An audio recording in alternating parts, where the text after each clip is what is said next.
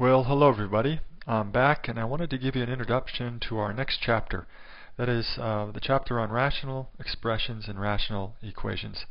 Now in math, whenever you hear the word rational, you should focus on the cognate ratio, and alarm bells should go off in your mind because ratio is another word for fraction. And in fact, chapter 6 is all about fractions. And since fractions give people conniption fits, I thought it appropriate that we take a firm look at one of the basic ways people go wrong in this chapter.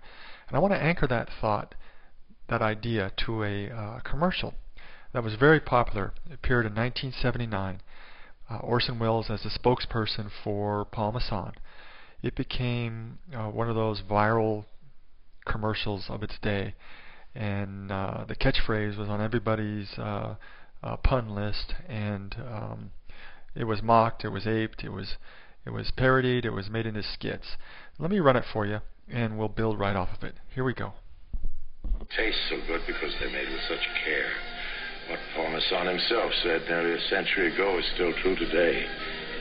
We will sell no wine before it's time. So there you go. We will sell no wine before it's time. That became quite the phrase back then.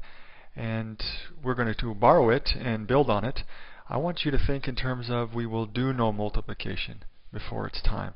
That becomes the key issue in this chapter. Now, you're looking at 4 fractions there that are being multiplied together, and it's sort of a litmus test. I want you to go ahead and stop the tape and do this problem. Alright, now, I assume that you've done this, and from my past experience, I pretty much know I'm confident that I know how you did it. Basically, you got the first part right. The way you multiply fractions is straight across. And so you multiplied 13 times 7 times 4 times 5 to get 1820. And you did the same thing on the bottom to get 29,120. And then you simplified the fraction from there. Now, this is not wrong per se, but it's not right enough. In fact, I know this is the way fractions are taught, but fractions are never taught with a view towards algebra or even calculus. So I want to show you the right way to do this. It's no longer an option. So if you need to unlearn what you've learned, you really got to focus on that fact, because you're going to see here in a second how easy it is to use the old way to get messed up. Now, here's how I would have done this. I actually would have done the multiplication, but not done the multiplication. I wouldn't have done it before its time. In other words, what I would have done is multiply straight across, sure, create one big fraction, sure, but not do these multiplications. And the reason is because when you have all multiplications in the top and the bottom, you could cancel one for one. And since factored form is closer to that moment when we can cancel one for one, we don't want to actually multiply this together and then factor it out so that we can cancel again. We want to cut to the chase here. Now, actually, my next move was to break these molecules apart a little bit more so I could illustrate even better this primary idea here. So what I've done here is I broke 8 apart as 4 times 2, and 10 apart as 5 times 2, 14 as 2 times 7, and 26 as 13 times 2. And you can see I put the mid dots in here all the way across, up and down, to show you that we have nothing but multiplication, top and bottom, and that means we can cancel one for one. So this 13 here will cancel this 13. This 7 will cancel this 7. And we'll go one for one on the 4s. And last, we have a 5 to cancel. Now, I know some of you are saying, well, the top is totally vanished, but remember, there's always a factor of 1. We just don't always show it. I'm going to show it just right now for effect. So there's still a placeholder there in the denominator. It's 1. And on the bottom, we have 2 times 2 times 2 times 2. And now is the time to do the multiplication. Not before, now. And 2 to the 4th is 16. And so really this simplifies as 1 over 16. Now, check it out. I solved this really nasty problem, this nasty multiplication of fractions, by doing the multiplication but not doing it, and then breaking apart the molecules into finer atoms and then canceling. I did not even touch a calculator. I did not really strain my brain, but in a sense, this superior technique allowed me to get this answer with very little pain. Now I want to show you why this is so important and why doing it this way is no longer an option. Here is a problem from a midterm, a final exam that I gave a while back, a couple years at least. And you're seeing the work of a student who tackled the multiplication here of two fractions. And his first move was quite correct. He multiplied straight across. And notice he put parentheses around this quantity and this quantity. This is done absolutely perfect, this first move. But remember, rather than break things apart into finer atoms and look to cancel one to one, instead he distributed this multiplication and distributed this multiplication and ended up with this near monstrosity and boxed that. And of course, that's not wrong, but it's not correct enough because it needs to be simplified. And the overarching idea is that we always simplify our fractions. Okay, another problem from that same midterm, and actually the same student. This one, though, is an order of, maybe a factor of 10 harder than the one above it. Again, we're multiplying two fractions, but now we have trinomials and binomials and fifth roots, fifth powers, etc. And again, the student did the first move correctly here. Made one big fraction, didn't do the multiplication yet, and parenthesized the quantities. But check out what he did next. Once again, he went ahead and multiplied this thing out and created this monstrosity. Now, I'm going to work both of these for you and show you the proper path. Let's do this first one first. And what I'm going to do is immediately rewrite it, much as the student has done right here. I'm going to go to a bigger and brighter font and do the parenthesizing just as the student did. And so we begin here. Notice the parentheses that I've thrown around the two quantities. And we're multiplying fractions. We do that straight across. So my first move is to actually do the multiplication, but not do the multiplication. It's not yet its time. And in fact, I did another move at the same time, and that I factored things down to their bare necessities. Notice that I have 5x cubed here. I rewrote this longhand style, just because I really want to hammer a point here. And then I have 6 times the quantity x minus 2. What I did was I factored a 6 out of this here, leaving behind x minus 2, and I factored that 6 into 2 times 3. And on the bottom, here's 10x. I rewrote it as 2 times 5 times x. And then from this quantity, I factored out a 4, which left behind an x minus 2. And I did all this because I really wanted to show the fact that we have all multiplication in the top and the bottom. And when you're at that position, you can immediately cancel 1 for 1. And so this 5 will cancel that 5. This x will cancel this x. This 2 will go 1 for 1 with this 2. And of course, these quantities will cancel or pop each other. If you think of them as bubbles, they pop. And nothing more cancels. And so really where we're at right now is cleanup time. And so here is a quick cleanup. And now is the time to do the multiplication. And when we do that, we get 3x over 4. So there you see the proper path to know when and when not to do the multiplication. Keep in mind, if you take a wrong path here, you'll end up with something that may not be wrong, but it's not right enough.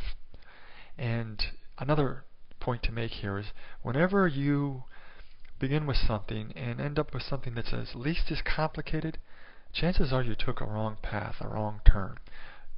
You can really see that when we check out this second final exam problem. Here is the problem.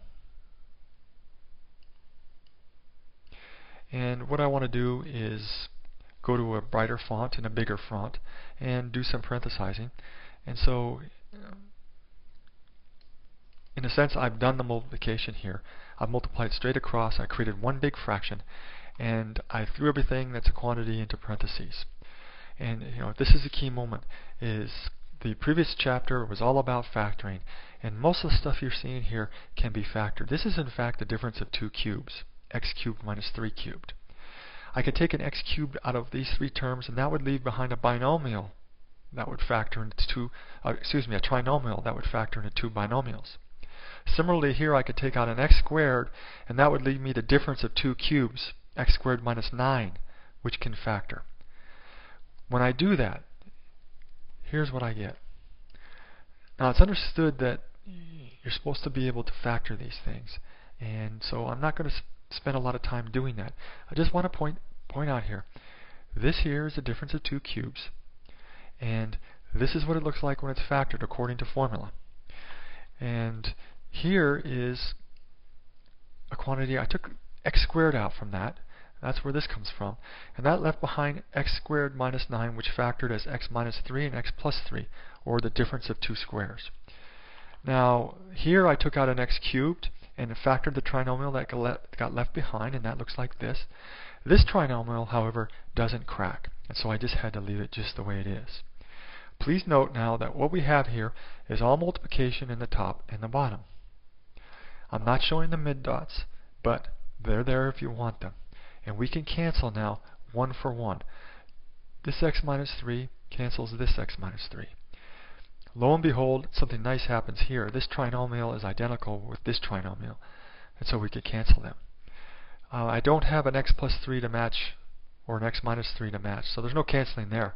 But I have two x's being multiplied together and three x's being multiplied together. I could cancel out two of them, leaving just one x up here and none down here. And so what's left is x times x minus 3 times x minus 3 over x plus 3. Or, if you will, this. And is this the answer? The answer is yes, that is the answer. I would absolutely implore you not to do this multiplication. I know you can multiply these two binomials out, but one, you might do it wrong, and two, you're actually creating an answer that's not as pretty. In other words, we have a factored answer here, and we know, for instance, that when x is 3, something interesting happens to this fraction. So we want to leave it in factored form, which represents work done. The only thing I would do, though, is I'd probably rewrite the answer like this. Since it's quantity x minus 3 squared, I'd group them like that. And so there's our answer. Now, I wanted to show you the student's answer as sort of a warning.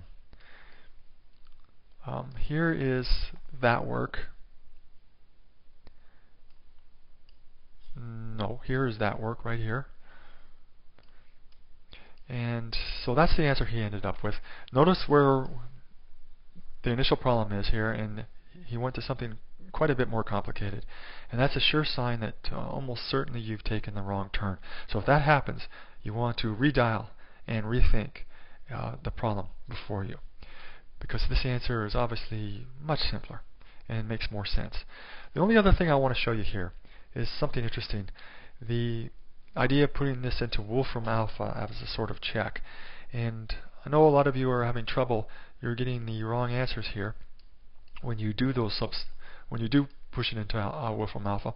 Here is how you want to put it in. Notice the red square brackets. Now, Wolfram Alpha doesn't care if you use parentheses or brackets, but I'm showing it here in brackets because I really want to emphasize you need to demark the top of the fraction, and here's the fraction bar, from the bottom of the fraction. Now when I type this into Wolfram Alpha, this is what it looks like. First, notice I'm using the keyword factor here. All that does is clean up the answer space down here, so I don't have a lot of extraneous stuff to look at. And I'm using square brackets just to illustrate. And here's the top of the fraction, here's the fraction bar, and then the bottom of the fraction totally demarked with these square brackets. And when you enter that into Wolfram Alpha, the result shows right here. It's the same as our answer. So there you go. I hope that helps. The main idea takeaway here is to do no multiplication before it's time. You really need to pay attention here at the start, when you multiply and when you don't, because when we move into adding and subtracting rational expressions and then solving them, things get a lot more complicated. And if you're multiplying in the wrong places, you're really going to go into the weeds. I'll be talking to you again soon. I hope this helps.